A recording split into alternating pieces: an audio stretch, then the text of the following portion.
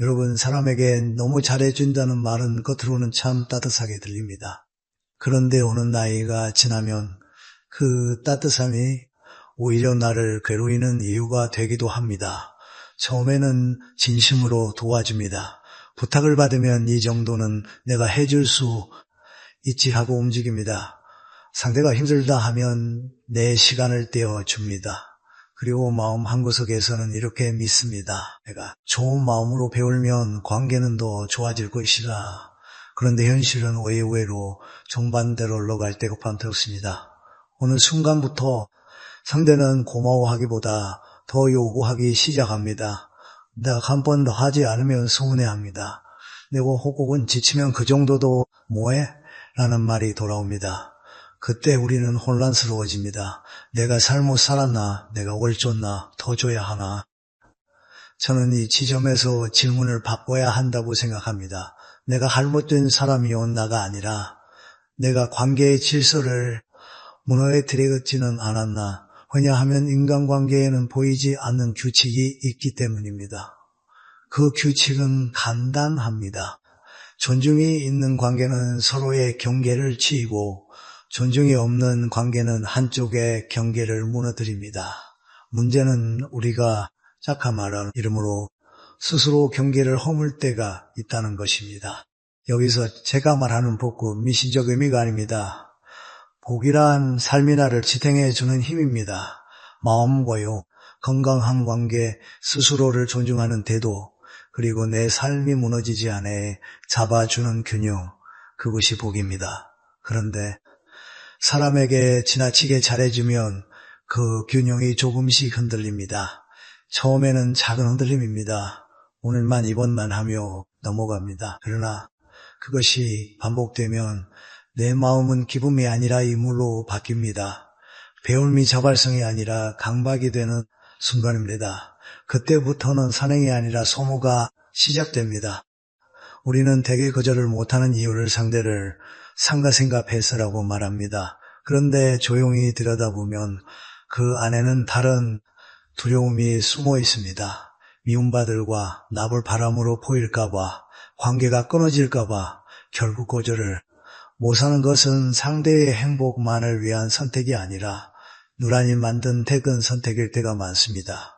문제는 그렇게 불안을 달래려고 계속 주기만 하면 상대가 나를 더 존중하게 되는 것이 아니더라 오히려 더 쉽게 여기는 방향으로 흐를 수 있다는 것입니다. 사람은 익숙해지면 감사가 줄어들고 감사가 줄어들면 당연함이 쌓입니다.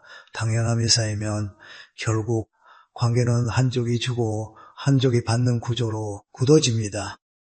그래서 오늘 저는 여러분께 한 가지를 분명히 말씀드리고 싶습니다. 참을 버리라는 것이 아닙니다. 참을 오체롭게 지키라는 것입니다. 따뜻함에는 기술이 필요합니다. 그 기술의 이름이 경계입니다. 경계는 차가움이 아닙니다. 경계는 공격이 아닙니다. 경계는 내가 무너지지 않도록 삶의 기둥을 세우는 일입니다. 내가 무너지지 않아야 오래 따뜻할 수 있습니다. 내가 내겨져야 선함이 지속됩니다. 이제부터 우리는 사람에게 너무 잘해주면 복이 떠나는 이유를 6가지로 정리해 보려 합니다. 그 6가지는 결국 하나로 모입니다. 나를 피지 못하는 선에는 오래가지 못한다. 다음 마태에서는 첫 번째 이유, 거절하지 못하는 착함이 왜 복을 세게 만드는가를 구체적으로 이야기해 보겠습니다. 첫 번째 이유는 분명합니다. 거절하지 못하는 착한 사람이 될 때 복은 조용히 세기 시작한다. 많은 분들이 말을 부르면 억울해합니다. 저는 나쁘게 살고 싶어서가 아니라 사람 마음 상하게 하기 싫어서 그랬습니다. 맞습니다. 그 마음은 귀합니다. 그러나 관계는 마음만으로 유지되지 않습니다. 관계는 질서로 유지됩니다. 그리고 그 질서의 핵심은 경계입니다. 거절을 못하는 사람은 대개 이렇게 생각합니다. 내가 분만 자면 분위기가 좋아질 거야. 내가 개주면 저 사람이 연해지겠지. 그런데 문제는 이것만이 반복된다는 데 있습니다. 한 번의 양보는 미덕이 될 수 있습니다. 하지만 반복되는 양보는 상대에게 메시지를 줍니다. 이 사람은 언제든 내 요구를 받아준다. 사람은 의도치 않아도 그 메시지에 길들여집니다. 처음에는 고마워합니다. 그러나 익숙해지면 감사는 줄어듭니다. 감사가 줄어들면 관계는 호요가 아니라 기본 서비스처럼 변합니다. 그리고 어느 순간부터는 내가 해주지 않으면 상대는 고마움을 말하는 대신 불만을 말합니다. 그때 우리는 충격을 받습니다. 내가 뭐 잘못했지. 사실 그 순간이야말로 관계의 구조가 이미 바뀌었다는 신호입니다. 여기서 저는 한 가지를 구분하고 싶습니다. 참과 야함은 다릅니다. 참은 따뜻함입니다. 야함은 경계가 없는 상태입니다.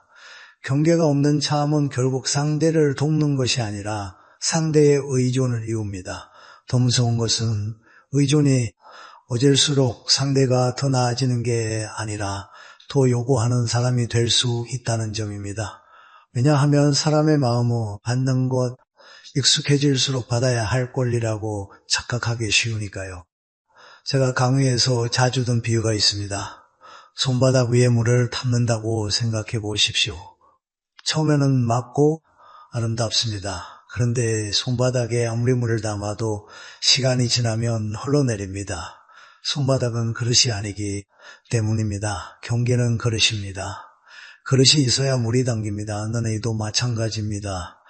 경계가 있어야 선의가 의미가 됩니다. 경계가 없으면 선의는 흘러버리고 남은 것은 이로와 서운함뿐입니다. 그리고 그 이로와 서운함이 쌓이면 우리는 스스로를 미워하게 됩니다. 나는 왜 이러지? 왜 나는 손해를 보지? 그 자기 어머가 바로 복을 갉아먹습니다. 복이란 내 마음의 건강한 상태인데 내가 나를 온중하지 못하는 순간 복은 몸을 자리를 잃습니다. 그렇다면 거절은 어떻게 해야 할까요? 거절을 단절로 생각하면 어렵습니다. 그러나 거절을 조정구로 생각하면 훨씬 쉬워집니다. 거절은 관계를 끊는 것이 아니라 관계의 균형을 맞추는 일입니다. 예를 들어 이런 식입니다. 지금은 어렵지만 다음 주에는 가능해. 그건 내가 갈 일이 아니라 내가 먼저 보고 말이면 같이 보자. 오늘은 내 컨디션이 안 좋아서 쉬어야 해. 말은 상대를 공격하는 말이 아닙니다. 나름의 자리를 지키는 말입니다. 그리고 놀랍게도 건강한 사람은 이런 경계를 존중합니다. 반대로 경계를 무시하는 사람은 사실 나를 존중하지 않는 사람일 가능성이 큽니다. 그때 우리는 깨달아야 합니다. 이 관계는 내 따뜻함을 이루는 관계인가 아니면 내 따뜻함을 소모시키는 관계인가 정리하겠습니다. 거절하지 못하는 참은 처음에는 덕처럼 보이지만 반복되면 관계의 구조를 왜곡합니다. 상대는 나를 호의로운 사람이 아니라 항상 해주는 사람으로 규정합니다. 그 규정이 굳어지는 순간 복은 색이 시작합니다. 다음 아트에서는 두 번째 이유, 자기 희생으로 남을 먼저 챙길 때 왜 복의 흐름이 흘러지는가를 더 이야기하겠습니다. 둘째 이유는 이겁니다. 내가 나를 희생하면서까지 남을 먼저 챙길 때 복은 등을 돌린다. 이 말이 오해를 부르는 이유가 있습니다. 많은 분들이 그럼 이기적으로 살라는 건가요? 라고 묻습니다. 아닙니다. 저는 이기심을 권하지 않습니다. 다만 자기 학외를 미덕으로 착각하지 말자고 말씀드리고 싶습니다. 우리는 오랫동안 참아라, 양보해라, 남을 먼저인가 펴라라는 말을 좋은 덕목으로 배워왔습니다. 특히 한국 문화 속에서는 그런 태도가 사람됨처럼 여겨지기도 했습니다. 그런데 문제는 그 덕목이 어느 순간부터 내 삶의 중심을 무너뜨리는 방식으로 사용될 때입니다. 내가는 피로 밀리고 내 몸과 마음을 맞이 마운서가 되고 결국 통비는 삶, 그것은 선함이 아니라 소진입니다. 복이란 결국 내 안에 머무는 힘입니다. 마음의 기운, 관계를 감당할 수 있는 체력과 정신, 스스로를 존중하는 태도, 그리고 삶이 나를 지탱해주는 균형. 그런데 내가 나를 계속 비우면 그 힘이 유지되지 않습니다. 그러여 있어야 흘러갈 수 있듯이 내가 해오져 있어야 나눌 수 있습니다. 내게오 있으면 복도 머물지 못합니다. 여기서 가장 중요한 개념이 하나 있습니다. 돕는다와 대신 산다는 다릅니다. 돕는다는 것은 상대가 스스로 설 수 있게 손을 내미는 것입니다. 대신 산다는 것은 상대의 책임까지 내가 뜻하는 것입니다. 많은 분들이 어느 순간 돕는 것을 넘어 대신 살아주기 시작합니다. 상대의 감정, 상대의 실수, 상대의 선택의 결과까지 내거래합니다. 그러다 보면 결국 무엇이 생기느냐? 날매는 책임만 남고 날매의 기쁨은 사라집니다. 이때 마음속에 서운함이 쌓입니다. 그런데 그 서운함이 쌓이는 순간부터 이미 복은 흐름을 잃기 시작한 겁니다. 저는 이런 분들을 자주 봅니다. 가족을 위해 영생을 희생했습니다. 자식이 잘 되길 바라며 자신을 아끼지 않았습니다. 배우자를 위해서 하고 싶은 것을 오기했습니다. 회사에서는 늘 남일을 대신 해결해 줬습니다. 그런데 어느 날 몸이 먼저 무너집니다. 마음이 먼저 무너집니다. 그리고 더 슬픈 것은 그때 주변이 이렇게 말한다는 겁니다. 왜 갑자기 예전에는 잘만 했잖아. 이 말은 상대가 나쁘다는 뜻이 아니라 관계가 이미 이생 위에 세워져 있었다는 증거입니다. 내가 세상을 멈추는 순간 그 관계의 기반이 흔들리기 때문에 상대도 불안해지는 것입니다. 결국 이런 구조는 건강하지 않습니다. 들으면 우리는 어떻게 해야 할까요? 저는 원칙을 하나 제안합니다. 내가 나를 지키는 범위 안에서만 돕는다. 이 원칙이 있어야 소남이 오래갑니다. 예를 들어 내어야 할 시간에는 쉰다. 농강을 해치는 부탁은 거절한다. 내가 감당할 수 있는 만큼만 한다. 그리고 무엇보다 중요한 건 내 마음이 분 마음인지 확인하는 겁니다. 내가 고와주고 나서 부드삼이 남는가 아니면 이곤함과 억울함이 남는가. 이곤함은 있을 수 있습니다. 그러나 억울함이 반복된다면 그것은 이미 자기 희생 오의 경계를 넘었다는 신호입니다. 또 하나의 기준이 있습니다. 상대가 나의 희생을 당연하게 여기기 시작하는 순간 반드시 속도를 줄여야 합니다. 왜냐하면 그때부터 돕는 행위는 상대를 성장시키는 것이 아니라 상대의 기대만 비풉니다. 기대가 어질수록 요구도 어지고 요구가 어질수록 나는 더 소진됩니다. 이 악순환이 계속되면 결국 나는 좋은 사람이 아니라 지쳐버린 사람이 됩니다. 정리해 보겠습니다. 남을 못 챙기는 마음은 귀합니다. 그러나 나를 비우는 방식으로 남을 챙기면 그 선함은 오래 가지 못합니다. 내가 무너지면 내가 사올린 관계도 결국 흔들립니다. 그래서 복을 지피는 선함은 나를 올보는 것에서 시작합니다. 다음 마태에서는 세 번째 이유, 감사하지 않는 사람에게 계속 배울 때 왜 복의 순환이 끊어지는가 이야기하겠습니다. 셋째 이유는 아주 현실적입니다. 내올 때마다 담하고 계속 배우고 있다면 그 또한 복이 떠나는 징조다. 여기서 우리가 조심해야 할 것이 있습니다. 감사받기 위해 배우는 건 계산 아니냐는 생각입니다. 맞습니다. 선행을 거래처럼 하면 마음이 삭막해집니다. 그러나 저는 감사의 문제를 때가가 아니라 관계의 기본 존중으로 봅니다. 감사는 돈이 아닙니다. 감사는 당신의 시간과 마음을 내가 가볍게 여기지 않는다는 요시입니다. 이 요시가 사라지는 순간 관계의 질서는 무너집니다.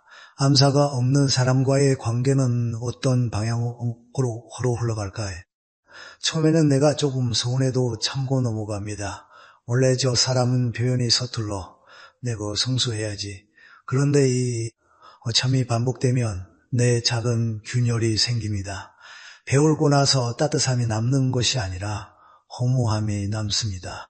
그리고 허무함이 쌓이면 어느 순간부터는 내가 배우는 행위 자체가 즐겁지 않습니다. 결국 나의 선의가 기쁨에서 힘으로 변화합니다. 그때부터 복은 새기 시작합니다.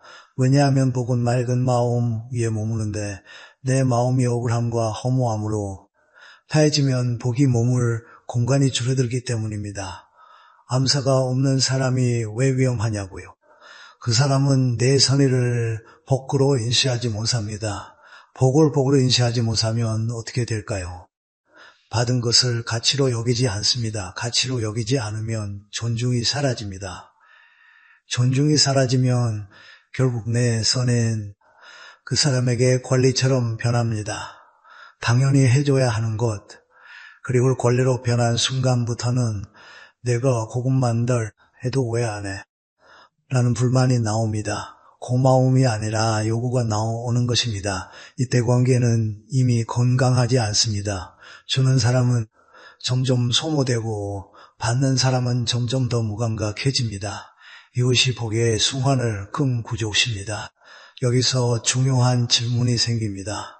그럼 감사하지 않는 사람을 다 등록해야 합니까? 저는 그렇게 단순하게 말하고 싶지 않습니다. 다만 한 가지는 분명히 해야 합니다. 감사의 의무는 그 사람의 인격교를 심한하기 위한 기준이 아니라 내가 관계의 거리를 조정하기 위한 기준입니다. 감사하지 않는 사람과도 관계를 유지할 수는 있습니다. 그러나 그 관계에 내 에너지의 대부분을 쏟으면 결국 내가 무너집니다. 내가 무너지면 내가 가진 따뜻함도 사라집니다. 그러면 내가 지키고 싶던 선함 자체가 망가집니다. 그러니 오히려 선함을 지키기 위해서라도 관계의 에너지 배분을 바꿔야 합니다. 저는 감사의 문제를 이렇게 정리합니다. 감사는 관계의 통화다. 통화가 없으면 거래가 멈춰도 감사가 없으면 마음 편류가 마입니다. 물론 사람마다 표현 방식은 다릅니다. 말 표현하지 않아도 행동으로 고마움을 보이는 사람도 있습니다. 하지만 어떤 형태로든 당신 덕분에 내가 도움을 받았다는 인정이 있어야 합니다. 그 인정이 전혀 없고 오히려 받는 것을 당연하게 여기기만 한다면 그 관계는 시간이 갈수록 나를 갉아먹습니다. 그럼 우리는 무엇을 해야 할까요? 첫째째, 내가 재우는 이유를 점검해야 합니다. 정말 기쁜 마음에서 주는가 아니면 비품먹기 싫어서 주는가. 둘째, 없는 배움이 반복될 때는 방식과 범위를 바꿔야 합니다. 예를 들어 무조건 해주던 것을 한 번은 도배, 다음 스스로 하게 하는 방식으로 바꿀 수 있습니다. 셋째, 말을 코어내야 할 때는 부드럽게 말해야 합니다. 내고 봐주는 괜찮은데 가끔은 너의 마음이 보였으면 좋겠어. 이렇게 해요. 이 말은 상대를 공격하는 말이 아니라 관계의 균형을 되찾는 말입니다. 정리하겠습니다. 감사하지 않는 사람에게 계속 배울면 그 사람은 내 선피를 복으로 알아차리지 못하고 나는 내 선의를 의무로 느끼게 됩니다. 그러면 마의 맑음이 흐려지고 복의 흐름도 마입니다. 다음 마태에서는 네 번째 이유, 도와줘도 바뀌지 않는 사람에게 계속 시간을 쓰면 왜 복이 새는가를 더 깊이 다뤄보겠습니다. 내주는 많은 분들이 가장 힘들어하는 부분입니다. 도와줘도 바뀌지 않는 사람에게 계속해서 내 시간과 마음을 쓰고 있다면 그건 복이 새어나가는 일이다. 왜 이게 그렇게 어렵냐면 우리는 선함을 끝까지 책임지는 것으로 배워왔기 때문입니다. 한번 도와주기로 했으면 끝까지 도와야지. 사람은 믿고 기다려줘야지. 이런 생각은 따뜻합니다. 그러나 여기에는 중요한 전제가 하나 빠져 있습니다. 변화에는 니즈가 필요하다는 전제입니다. 니즈가 없는 사람을 붙잡고 계속 밀어 올리면 결국 내가 먼저 지칩니다. 저는 여기서 자비라는 말을 다시 정의하고 싶습니다. 자비는 상대의 고통을 덜어주려는 마음입니다. 그런데 자비가 어리석음과 결합하면 자비는 더 이상 상대를 돕지 못하고 나를 소모시키는 방식으로 바뀝니다. 진짜 자비는 아무 땅에나 물을 붓는 것이 아닙니다. 씨앗이 있는 땅, 즉 변화할 가능성이 있는 곳에 물을 주는 것입니다. 그 가능성이 전혀 보이지 않는데도 계속 물 붓는다면 물을 상에 스며든 것이 아니라 그냥 흘러가 버립니다. 그리고 그 흘러가는 물이 바로 네간과 내 마음입니다. 복은 그 시간과 마음 위에 머무는 법인데 내가 서갈 것 없이 흘려보내면 복도 못 몰 힘을 씁니다. 도와줘도 바뀌지 않는 사람에게 계속 매달리면 어떤 일이 생기냐. 처음에는 이번엔 다르겠지라는 기대가 생깁니다. 두 번째, 세 번째도 조금만 더라고 생각합니다. 그런데 시간이 지나면 변화가 없는 현실이 반복됩니다. 그때부터 내 안에서 감정이 생깁니다. 분노와 죄책감이 동시에 올라옵니다. 분노는 왜 또 이래라는 마음이고 죄책감은 내가 더 잘해서야 하나라는 마음입니다. 이 두 감정이 한 사람 안에서 싸우기 시작하면 마음 굉장히 이곤해집니다. 마음이 고뇌지면 삶의 모든 일에 여유가 사라지고 결국 내가 원래 갖고 있던 따뜻함도 줄어듭니다. 이것이 바로 복이 새는 과정입니다. 복은 누구 특별한 것이 아니라 일상에서 유지되는 마음 건강인데 반복되는 무력감이 그 건강을 갉아먹는 겁니다. 여기서 많은 분들이 묻습니다. 하지만 사람은 원래 쉽게 안 변하지 않나요? 기다려주는 것도 덕 아닙니까? 저는 기다림 자체를 부정하지 않습니다. 다만 기준을 세워야 합니다.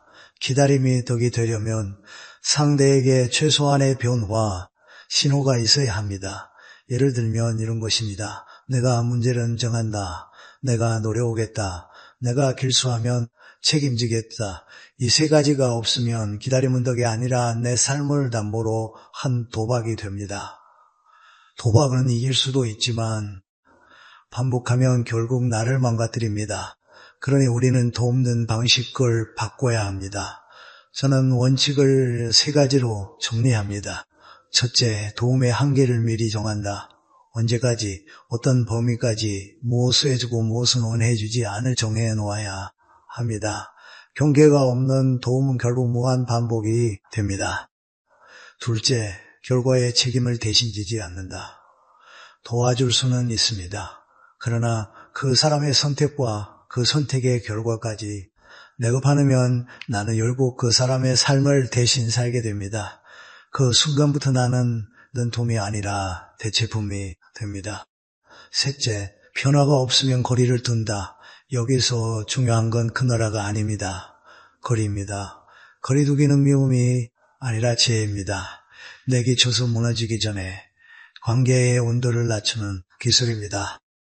여러분, 관계는 사랑만으로 유지되지 않습니다.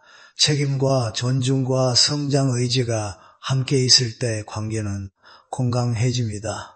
바뀌지 않는 사람에게 계속 나를 쏟는 순간 상대는 성장하지 않고 나는 소진됩니다. 소진이 길어지면 나름의 중심이 흔들리고 복의 흐름이 등입니다. 다음 마태에서는 5번째 이유를 다룹니다.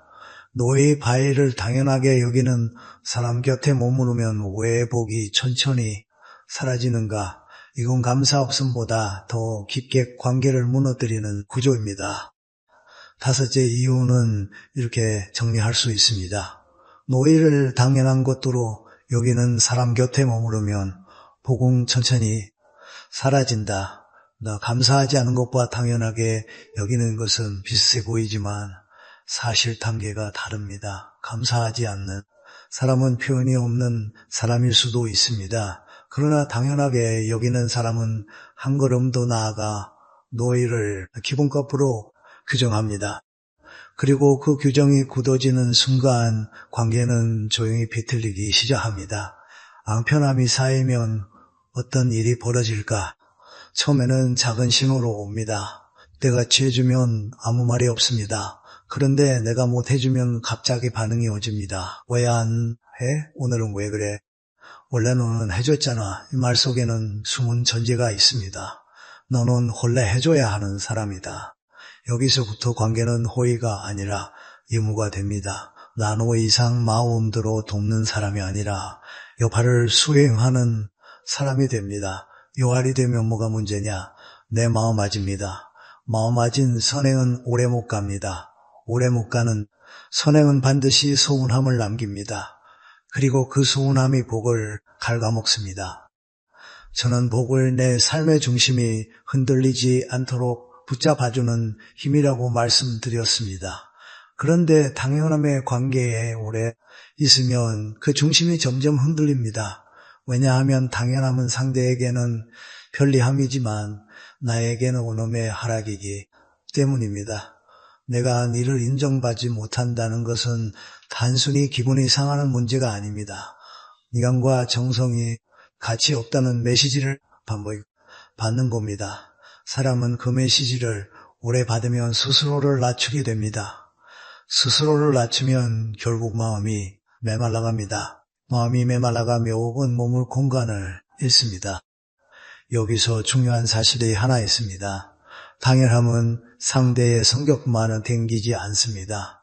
나와 관이 함께 만들기도 합니다. 내가 관을 먼저 나서고 늘 먼저 결해주고 늘 먼저 맞추면 상대는 무의식적으로 이 사람은 이렇게 하는 사람이라고 정의합니다.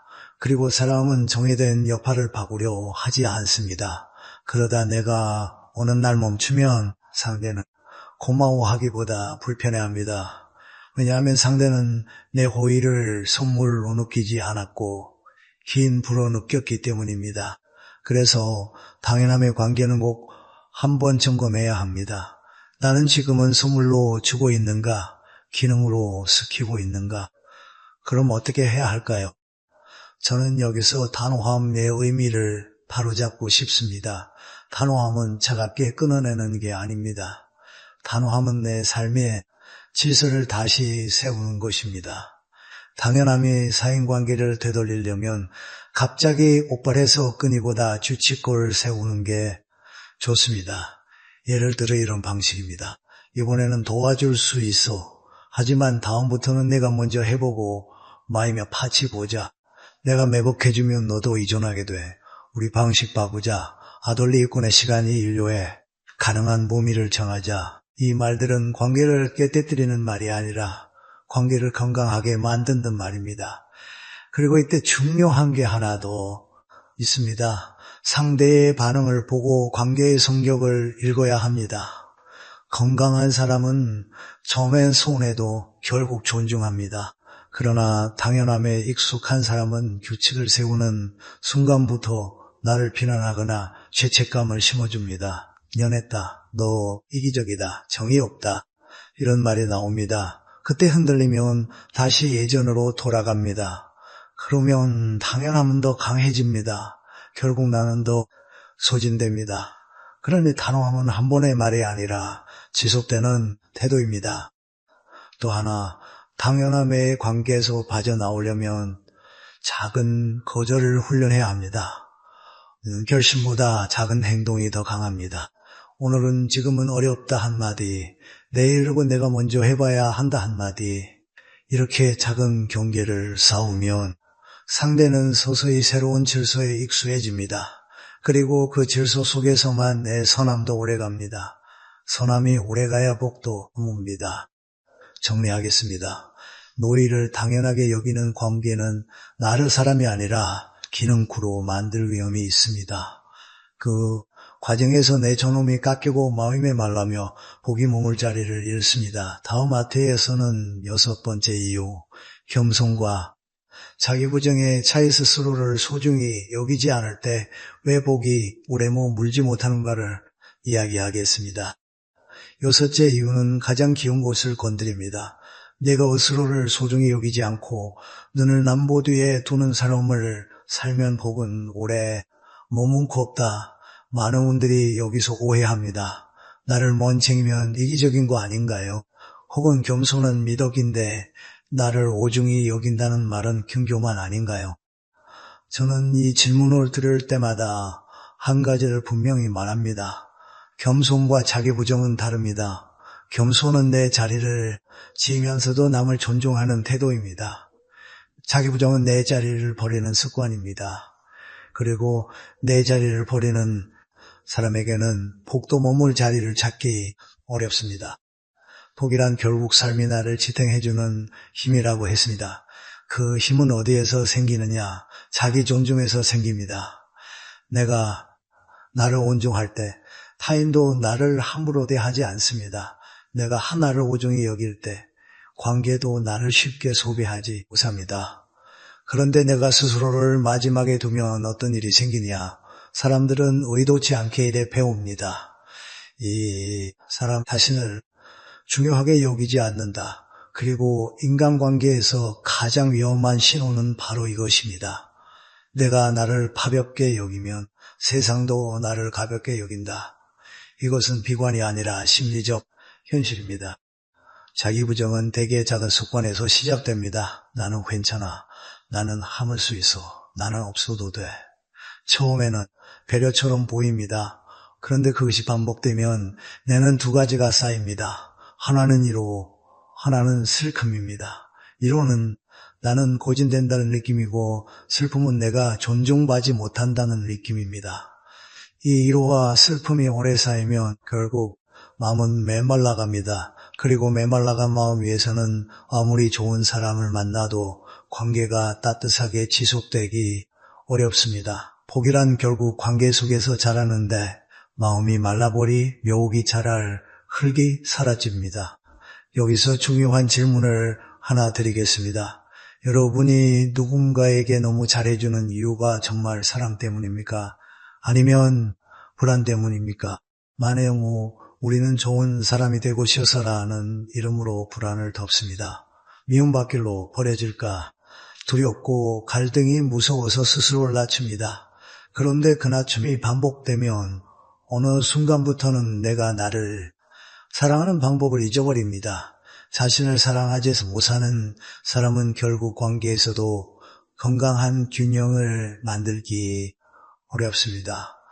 왜냐하면 사랑은 주는 능력만이 아니라 받는 능력이기도 하기 때문입니다. 내가 나를 보중히 여기지 않으면 누가 나를 보중히 여겨도 그 사랑을 제대로 받지 못합니다. 불안하니까요. 을 내고 해야 한다는 강박이 있으니까요. 그 강박이 복의 흐름을 막습니다. 그렇다면 자기 존중은 어떻게 회복할까요? 저는 거창한 방법을 말하고 싶지 않습니다. 오히려 아주 작은 원칙 3가지로 충분합니다. 첫째, 내 몸을 먼저 존중한다. 피곤하면 쉰다. 무리하면 멈춘다. 거짓말을 하지 않습니다. 몸이 무너지는 순간 사람도 무너집니다. 둘째, 남정을 존중한다. 억울하면 억울하다고 인정한다. 불편하면 불편하다고 인정한다. 감정을 인정하는 것은 불평이 아닙니다. 내 마음 방태를 정화히 하는 것이 지혜입니다. 셋째, 미간을 존중한다. 시간은 생명입니다. 내가 누구에게나 시간을 무한히 주면 결국 내 삶은 남의 일정료가 됩니다. 그 순간 나는 내 인생의 주인이 아니라 조수가 됩니다. 복은 주인에게 머물지 조수에게 오래 머물지 않습니다. 여러분, 진짜 선함은 나를 없애는 것이 아닙니다. 진짜 선함은 나를 지키면서도 남을 도울 수 있는 영역입니다. 그래서 저는 이렇게 말합니다. 나를 오중히 여기는 것은 이기심이 아니라 책임이다. 내가 나를 이어야 나족도 지키고 내 관계도 지키고 남도 지킬 수 있습니다. 내가 무너지면 모든 것이 무너집니다. 그러니 나를 뒤로 미루는 습관을 겸손이라고 착각하지 마십시오. 그것은 겸손이 아니라 자기 부정입니다. 정리하겠습니다. 스스로를 소중히 여기지 않는 삶은 결국 관계에서 존중을 잃고 마음이 말라가며 복이 머물 자리를 잃게 만듭니다. 다음 아태에서는 이 6가지 이유가 만들어내는 더운 구조, 즉 인연이 아니라 옵이 되어 버리는 관계의 징후를 이야기해 보겠습니다. 어떤 관계가 나를 살리고 어떤 관계가 나를 갈가 뭐든지 그 기준을 명확히 세워드리겠습니다. 이제부터는 6가지 이유를 한 단계 더 높여 보겠습니다. 6가지가 반복되면 결국 어떤 일이 생기냐?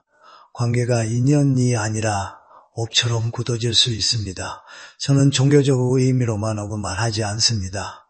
업이란 간단히 말해 반복될수록 내가 더 무너지는 패턴입니다. 어떤 관계는 만나면 힘이 나고 마음이 밝아집니다.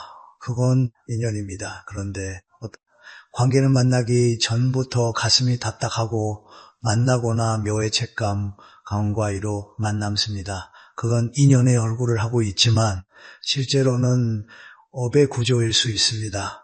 드럼업이 되어버린 관계에는 어떤 징후가 있을까? 첫째 징후는 존중이 사라진다는 것입니다. 나는 큰 방대를 배려하는데 상대는 내 사정을 묻지 않습니다. 나는 상대의 시간을 지켜주는데 상대는 내 시간을 당연히 가져갑니다. 나는 상대의 감정을 살피는데 상대는 내 감정을 예민하다 까다롭더라고 몰아붙입니다. 이때의 관계는 이미 균형을 잃었습니다. 균형이 무너지면 사랑도 성애도 오래가지 못합니다. 복음근형 위에 머무는 법인데 그 균형이 사라지니 복도 흐트러집니다.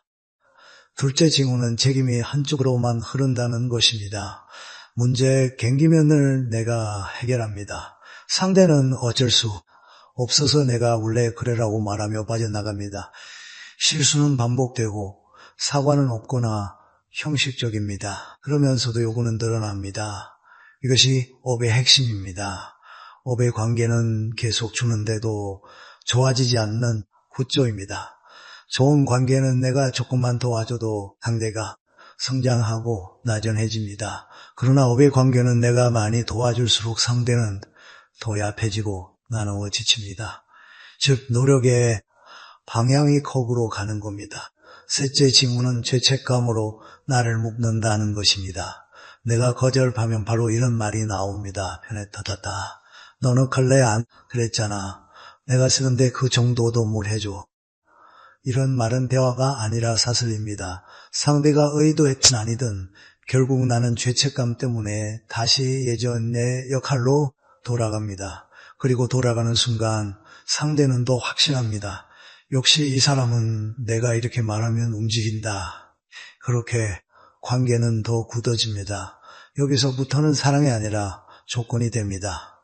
조건이 쌓이면 마음은 자유를 잃으면 복이 줄어듭니다. 복은 자유로운 마음에서 자라기 때문입니다. 내 징후는 내가 나로 있지 못한다는 것입니다. 상대 앞에서 나는 늘 조심스럽습니다. 의견을 말하지 못합니다. 불편해도 웃습니다. 화가 나도 참고 넘어갑니다. 그러다 집에 와서 혼자 무너집니다. 이 상태가 길어지면 나는 스스로를 존중하기 어렵습니다. 스스로를 존중하지 못하면 결국 삶의 중심이 흔들립니다. 어부의 관계는 내 정체성을 깎아먹습니다. 내가 가진 가치, 자존감, 안정감이 조금씩 사라집니다. 그리고 그 빈자리에 이루와 불안이 들어옵니다. 그러면 이런 관계를 무조건 끊어야 할까요? 저는 단정적으로 말하고 싶지 않습니다. 다만 반드시 거리라는 지혜는 입혀합니다. 연을 끊으라는 말이 아니라 업의 구조에서 빠져나오라는 말입니다. 거리는 미움이 아니라 보호입니다. 거리는 차가움이 아니라 질서입니다. 거리가 있어야 내 마음이 회복됩니다. 내 마음 회복되어야 내가 어떤 관계를 유지하고 어떤 관계를 조정할지 안다는 힘이 생깁니다. 거리 두 개의 첫걸음은 단순합니다. 도움의 방식을 바꾸는 겁니다. 예전처럼 즉시 해결해 주지 않습니다. 즉시 반응하지 않습니다. 내가 문제 보고 필요한 부분만 말해줘 라고 말합니다. 전부가 아니라 일부만 돕습니다. 그리고 상대가 변화의 의지를 보이지 않으면 더 이상 내 에너지를 쏟지 않습니다. 혹은 차가운 결정이 아니라 남을 지키는 선택입니다. 내가 무너지지 않기 위해서입니다. 여러분, 우리는 착하게 살고 싶습니다. 그러나 착함이 나를 없애는 방식으로 흘러가면 그것은 결국 나도 상대도 살리지 못합니다. 인연은 서로를 살립니다. 업은 한쪽을 소진십니다. 지금 여러분의 관계는 어느 쪽입니까? 다음 아트에서는 이 질문에 답할 수 있도록 실제로 적용 가능한 규칙과 문장호를 드리겠습니다. 거절을 어떻게 말할지, 거리를 어떻게 둘지, 그리고 어떤 체크리스트로 관계를 안단할지 구체적으로 정리해 보겠습니다. 이제는 실천으로 내려오겠습니다. 아에서 말한 6가지 이유와 업의 징후를 알아도 막사 현실에 서는 거절이 어렵습니다. 특히 관계가 오래됐거나 가족, 가까운 지인일수록 더 어렵습니다. 그래서 저는 오늘 3가지 도구를 드리겠습니다. 1거절 문장, 이거리 두기 규칙, 성관계 체크리스트, 이 세 가지를 손에 쥐면 따뜻함을 잃지 않으면서도 복을 질 수 있습니다. 첫째, 거절 문장 5개입니다. 중요한 건 길게 설명하지 않는 겁니다. 설명이 길어질수록 죄책감이 오지고 상대는 빈틈을 찾습니다. 작고 단정하게, 그러나 공격적이지 않아 말해야 합니다. 지금은 어렵습니다. 다음에 가능하면 제가 먼저 말씀드릴게요. 그건 제가 대신할 일이 아니라 당신이 먼저 해봐야 할 일입니다. 너들은 이제 컨디션이 안 좋아서 쉬어야 합니다. 제가 도와줄 수 있는 건 여기까지입니다. 나머지는 상식 몫입니다. 이 방식은 앞으로는 못합니다. 다른 방식으로 하죠. 이 5문장은 공통점이 있습니다. 감정으로 싸우지 않고 규칙을 세웁니다. 관계에서 감정 싸움은 뜻이 없습니다. 규칙은 덫이 있습니다. 규칙이 있어야 복이 새지 않습니다. 둘째, 거리두기 규칙 4개입니다. 거리두기는 연락을 끈 게 아닙니다. 반응의 속도와 두매 양측을 조절하는 겁니다. 즉시 반응 금지, 부탁을 받자마자 바로 응하지 마십시오. 최소한 확인해보고 말할게요로 시간을 벌어야 합니다. 관계는 즉시 반응을 먹고 자랍니다. 전부 해결 금지, 제가 다 해드릴게요를 끊어야 합니다. 여기까지는 같이 봐드릴게요. 나머지는 본인이 하셔야 해요. 반복 실수 책임 금지, 같은 실수가 반복되는데도 내가 계속 뒤처리하면 상대는 변하지 않습니다.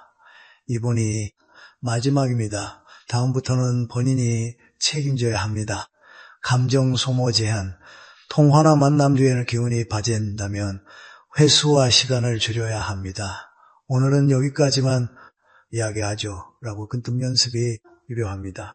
거리두기는 사랑이 식어서가 아니라 사랑을 오래 유지하기 위한 기술입니다. 셋째, 관계 체크리스트 10문항입니다. 이건 아주 중요합니다. 사람은 감정으로 판단한 판단 불립니다. 체크리스트로 판단하면 흔들림이 줄어듭니다. 아래의 한목 중 유가 6개 이상이면 그 관계는 조정이 일요합니다. 그 사람을 떠올리면 먼저 이곤해진다. 도와준 뒤 무드산보다 억울함이 남는다. 암사나 인정이 거의 없대고저라면 죄책감을 심어주거나 비난한다. 문제 해결 책임인을 내 쪽으로 넘어온다. 같은 실수가 반복되는데 변화 의지가 없다.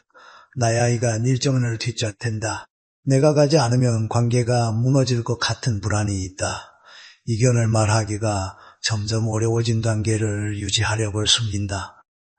이 체크리스트는 상대를 심한하기 위한 것이 아니라 내 마음을 당오하기 위한 도구입니다. 왜냐하면 복은 내가 지혜롭게 나르길 때 머무르기 때문입니다. 나는 좋은 사람이 되고 싶어 했고 그래서 많이 참아왔습니다. 그런데 참는다고 해서 관계가 좋아지는 게 아니라 오히려 더 나빠지는 관계가 있습니다. 그럴 때 필요한 것이 착한 결단입니다. 결단이란 따뜻함을 버리는 결단이 아니라 따뜻함을 지키기 위해 질서를 세우는 결단입니다. 마지막으로 한 가지를 더 드리겠습니다. 부탁을 받았을 때 스스로에게 묻는 한 문장입니다. 이 일을 하고 나서 나는 더 밝아지는가, 더 어두워지는가? 이 질문은 단순하지만 강력합니다. 왜냐하면 여러분의 몸과 마음은 이미 답을 알고 있기 때문입니다. 내고 어두워진다면 그건 선행이 아니라 소모일 가능성이옵니다. 소모가 반복되면 복은 색이 시작합니다. 그러니 지금부터는 선함을 무한으로 쓰지 마십시오. 선함은 귀에서 더 조심히 써야 합니다. 다음 마트에서는 이 모든 내용을 한 문장으로 묻겠습니다. 사람에게 너무 잘해줘서 복이 떠나는 사람이 다시 지혜롭게 따뜻한 사람으로 돌아오기 위해 마지막으로 무엇을 마음먹여야 하는지 정리하겠습니다. 그리고 여러분이 오늘부터 바로 적용할 수 있는 마지막 원칙을 드리겠습니다. 여기까지 오신 여러분은 이미 알고 계십니다.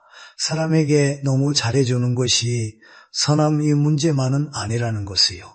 그것은 결국 관계의 질서 문제이고 더 깊게는 나를 어떻게 대하느냐의 문제입니다. 나는 오늘 내용을 한 문장으로 정리하고 싶습니다. 복은 따뜻함이 아니라 지혜로운 따뜻함 위에 머문다. 따뜻함만 있고 지혜가 없으면 그 따뜻함은 결국 소진으로 변합니다. 소진은 원망을 만들고 원망은 관계를 깨뜨리며 관계가 깨지면 마음의 영안이 사라집니다. 복이 떠난다는 말의 현실적인 의미가 바로 그것입니다. 우리가 살면서 관계에서 가장 많이 착각하는 것이 있습니다. 내고 주면 상대도 더 좋아질 것이다. 하지만 세상은 그렇게 단순하지 않습니다. 어떤 사람은 내가 주면 고마워하고 성장합니다. 그 사람과의 관계는 인연이 백매입니다. 그러나 어떤 사람은 내가 주면 더 요구하고 더 당연히 여깁니다. 그 관계는 나를 소모시키고 결국처럼 굳어집니다. 여기서 중요한 것은 상대를 파기노로 규정하는 것이 아닙니다. 중요한 것은 내가 어떤 구조 안에 들어가 있는지 깨닫는 것입니다. 깨달음이 생기면 선택이 생깁니다. 선택이 생기면 복의 흐름이 다시 시작됩니다.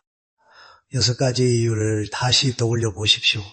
거절차라지 못한 참, 자기 희생, 감사 없는 배움, 평화 없는 사람에게 쏘는 시간, 당연함에 묶인 관계, 그리고 자기 부정. 이 6가지는 결국 하나로 연결됩니다. 날매 중심이 바깥으로 밀려나는 구조입니다. 중심이 밀려나면 나는 나답게 살기 어렵습니다. 나답게 어려우면 마음 불안해지면 인정받으려고 더 잘해주려 합니다. 그러면 악순환이 시작됩니다. 이 악순환을 끊어야 합니다. 그것이 오늘의 결론입니다. 그럼 무엇을 해야 하느냐? 저는 마지막 원칙을 3가지로 제안합니다. 이것이 여러분 마지막 정리이자 내일부터 바로 적용할 수 있는 기준입니다. 첫째, 선함에도 우선순위를 둡니다. 모두 사람에게 같은 에너지를 쓰지 마십시오. 나의 호남은 무한하지 않습니다. 가족, 배우자, 나를 온중하는 친구, 나를 성장시키는 관계에 먼저 쓰십시오. 선함은 귀한 자산입니다. 자산은 투자처를 고르듯이 관계에도 투자처를 고를 줄 알아야 합니다. 이것이 차가움이 아니라 지혜입니다. 둘째, 거절을 죄가 아니라 기술로입니다. 거절은 상대를 밀어내는 것이 아니라 관계를 건강하게 유지하는 장치입니다. 거절을 못하면 관계는 결국 불균형이 됩니다. 불균형은 언젠가 무너집니다. 그러니 거절은 관계를 깨뜨리는 말이 아니라 관계를 오래가게 하는 말일 수 있습니다. 오늘부터는 이렇게 생각하십시오. 내 거절을 배우는 것은 내가 나부 바람이 되기 위해서가 아니라 사람이 되기 위해서다. 애자를 포중히 여기는 것을 삶의 힘으로 삼습니다. 나를 오중히 여긴다는 것은 사치가 아닙니다. 그것은 삶을 지속 가능하게 만드는 기초입니다. 내가 무너지면 무도 대신 내 인생을 살아주지 않습니다. 몸이 치면 쉬어야 하고 마음이 요울하면 멈춰야 하고 시간이 무너지면 정리해야 합니다. 이것은 이기심이 아니라 책임입니다. 내가 나를 온중해야 나의 원함도 존중받습니다. 그리고 존중 위해서만 복은 오래 머뭅니다. 여러분, 인생은 후반으로 갈수록 더 분명해집니다. 나눴던 관계 속에서 살 것인가? 그 선택이 삶의 질을 결정합니다. 복은 하늘에서 떨어지는 게 아니라 내가 만든 관계의 구조 속에서 자랍니다. 내가 나를 지키고 연계를 세우고 감사와 존중이 오가는 관계를 선택할 때 복은 자연스럽게 따라옵니다. 더러 여러분께 질문 하나만 남기겠습니다. 앞으로 누군가 부탁을 할 때 이 한 문장을 떠올려 보십시오. 이 선택이 나를 살리는가 아니면 나를 갉아먹는가? 나를 갈리는 선택이라면 기쁘게 도우십시오. 나를 갉아먹는 선택이라면 미안해하지 말거리를 두십시오. 그것이 여러분의 복을 지키는 가장 현실적인 지혜입니다.